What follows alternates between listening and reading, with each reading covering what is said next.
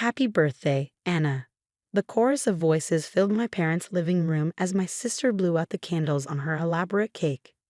At 35, she still insisted on making birthdays a big family affair. I stood back, watching through my camera lens as I captured the moment, my husband Mike beside me. That's when my mother brought out the old photo albums. "Look what I found while cleaning the attic," she announced, dropping 3 dusty leather-bound albums onto the coffee table. "These are from when you girls were little." I noticed how my father's hand tightened around his wine glass, but I didn't think much of it at the time. If only I paid more attention to that first warning sign. The family gathered around as Mom opened the first album. There were the usual embarrassing baby photos, school pictures, and family vacations. Anna was cooing over every image, remembering details I'd long forgotten. "I'll remember this Christmas, when Dad dressed up as Santa and got stuck in the chimney," she laughed, pointing at a photo of our father covered in soot. Then we reached the photos from the summer of 1993. The summer everything changed, though none of us knew it at the time. "These are from the lake house," Mom said, her voice softening. "The last summer we spent there." I felt Mike tense beside me before I even registered what I was seeing. He leaned forward, squinting at a particular photo, our family pose on the lake house porch, all smiles and summer clothes. "Kate," he whispered, his finger hovering over the image. "Don't you see it?" At first I didn't. I saw myself at 8 years old, gap-toothed and sunburned. Anna at 5, clutching her favorite stuffed rabbit. Mom and Dad looking young and carefree. But then Mike pointed to the window behind us. "The reflection," he said. That's when I saw it. In the window's reflection, partially obscured but unmistakable, stood a figure. A woman in a blue dress, watching our family photo being taken. A woman who looked exactly like my Aunt Marie. The problem: Aunt Marie had disappeared 3 days before this photo was taken. Her car was found abandoned at a gas station 50 miles away. She was never seen again. The room went silent. I could hear the tick of the old grandfather clock, the hum of the ceiling fan, the sudden rapid beating of my own heart. "That's impossible," Anna whispered, leaning in closer. They told us she left town, that she started a new life somewhere else." I looked at my parents. Mom had gone pale, her hands trembling as she tried to close the album. But Dad's reaction was the most telling. He stood up abruptly, walking to the window with his back to us all. "It's just a shadow," he said firmly, still not turning around. "Light playing tricks. We shouldn't discuss this." But it wasn't a shadow. The figure was too clear, too distinctive. I'd know my Aunt Marie anywhere. She had been my favorite aunt, the one who taught me photography, who encouraged my dreams when my parents wanted me to be more practical like Anna. "Dad," I said slowly, "what really happened to Aunt Marie?" He turned then, and I saw something I'd never seen in my father's eyes before.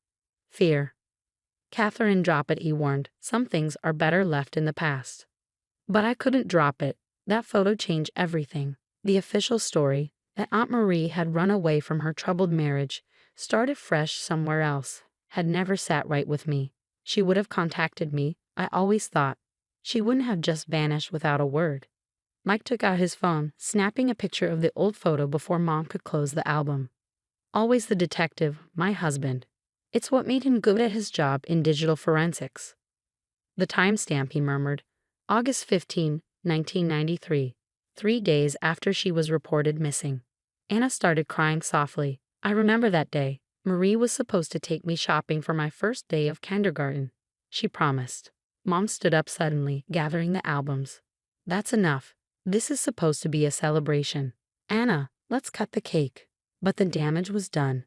The carefully maintained facade of our family's past had cracked, revealing something dark beneath the surface. Something that had been hidden for 30 years. As everyone awkwardly moved to the dining room, I stayed behind, staring at the spot where the photo had been. Mike squeezed my shoulder. "We're going to figure this out," he promised quietly.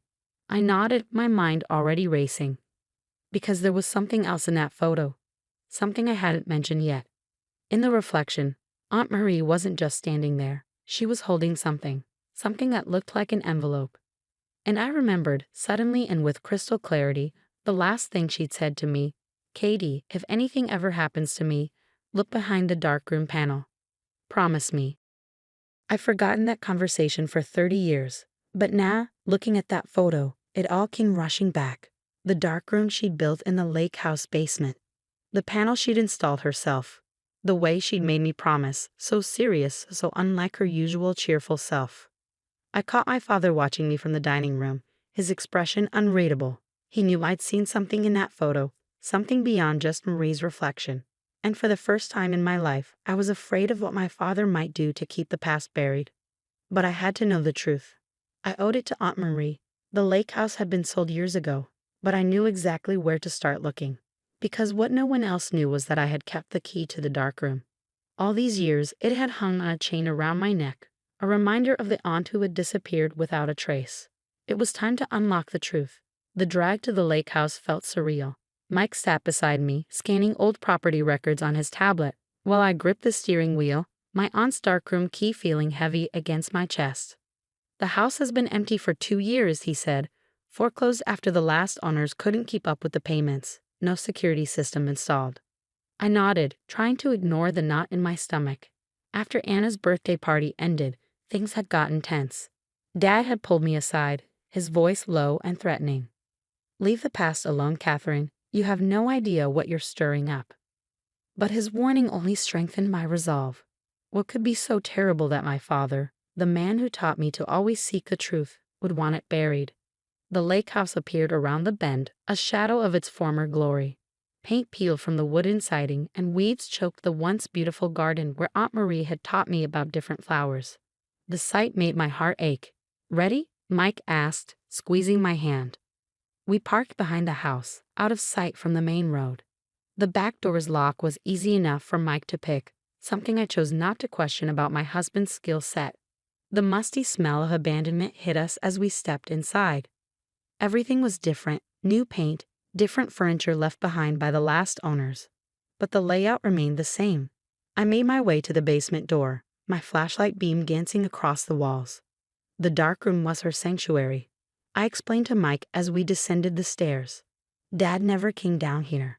He said the chemicals gave him headaches, but Marie told me once that he was afraid of what the darkness might reveal.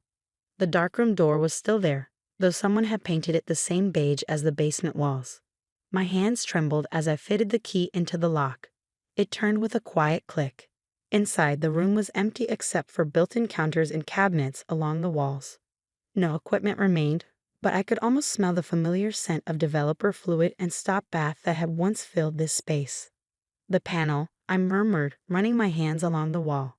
"It has to be here somewhere." Mike started checking the cabinets while I examined every inch of wall space. After 20 minutes of searching, frustration began to set in. Then Mike called out, "Kate, look at this." He was pointing to what appeared to be a normal section of baseboard, but when I knelt down, I saw it. A tiny photographer's viewfinder symbol carved into the wood. "Help me pull this off," I said. Together, we managed to pry the baseboard away from the wall. Behind it was a small cavity, and inside, a manila envelope yellowed with age. My hands shook as I opened it. Inside were photographs, dozens of them, and a handwritten letter. "Dear Katie," it began. "If you're reading this, then something has happened to me. I've suspected for months that Thomas, your father, has been involved in something dangerous. At first, I thought it was just gambling debts, but it's worse than that." The letter went on to detail how my father had become entangled with a group of local politicians and businessmen who were running an elaborate fraud scheme. Aunt Marie had discovered evidence of their crimes, evidence she photographed and hid in here. The photos, Mike said, spreading them out on the counter. They showed meetings in dark parking lots, documents being exchanged, faces I recognized from old news stories about corruption in our town. "Look at the dates," I whispered. The last photo was taken the day before Aunt Marie disappeared, but it was the final paragraph of her letter that made my blood run cold. "Katie, if anything happens to me, know that your father is directly involved." I confronted him about the evidence, thought I could reason with him. He told me I had 2 choices. Take the money they offered and disappear, or disappear anyway. "I'm leaving these photos here because I know you'll find them someday. You always were the one who asked questions, who looked deeper.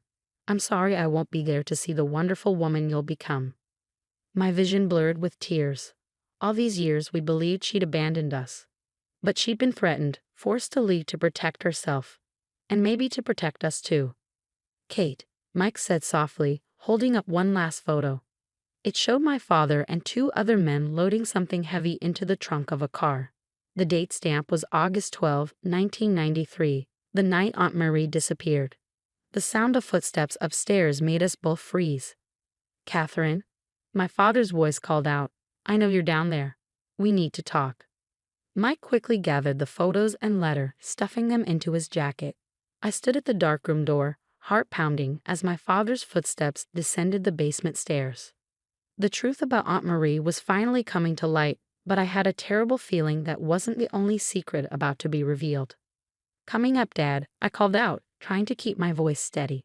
But as I reached for the doorknob, I noticed something else carved into the wall, something I'd missed before. A series of numbers, and beneath them, two words that made my heart stop. "Find her." My father stood at the bottom of the basement stairs, his silhouette blocking the dim light from above. He looked older somehow, the weight of 30 years of secrets visible in the slump of his shoulders. "The photos," he said quietly. "Hand them over." Mike stepped forward, positioning himself slightly in front of me. "That's not happening, Thomas." I clutched the carved numbers I quickly copied onto my phone. "Find her." The words echoed in my mind. Was it possible? After all these years, could Aunt Mary still be alive?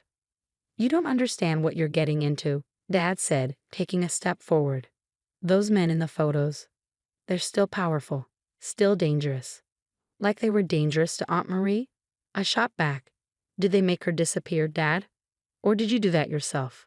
His face crumpled for a moment, showing a flash of something I'd never seen before. Regret. "I tried to protect her, offered her money to start fresh somewhere else.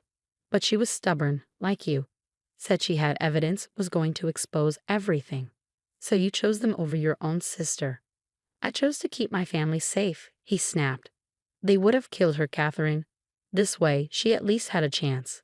Mike's hand found mine in the darkness, squeezing gently. "The numbers," he whispered. "Their coordinates."